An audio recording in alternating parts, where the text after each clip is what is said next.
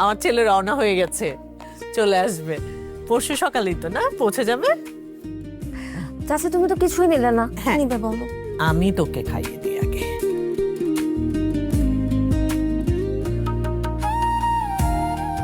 আপনিও একটু খান।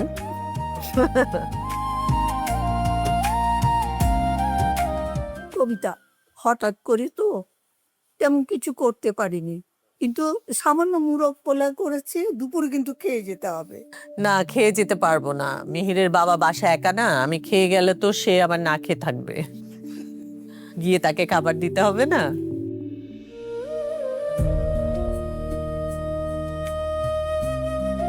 এই কি চাচি, তুমি তো কিছুই খাওনি।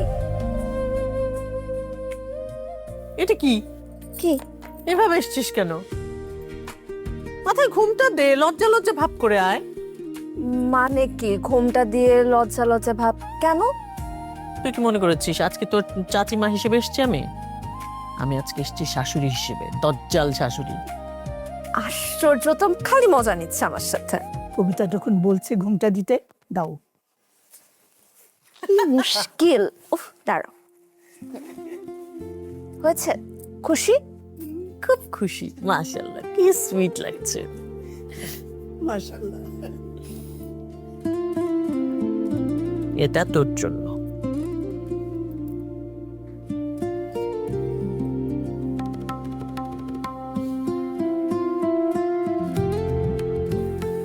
আমি চিন্তা করেছি মিহির শুধু ঢাকায় এসে পাড়া দিক, পরের দিনই আমি ওকে বউ করে নিয়ে যাব। আপনি কিন্তু আবার না করতে পারবেন না। না না, কেন না করব?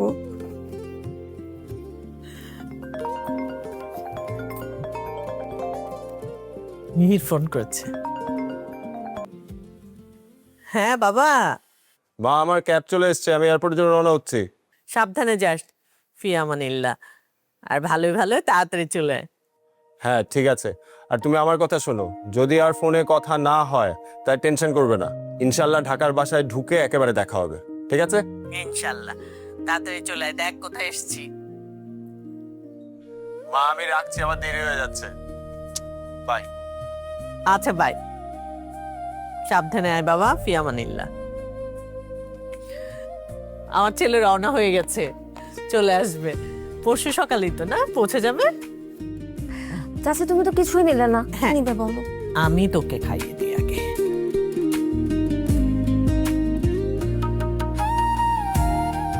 আপনিও একটু খান।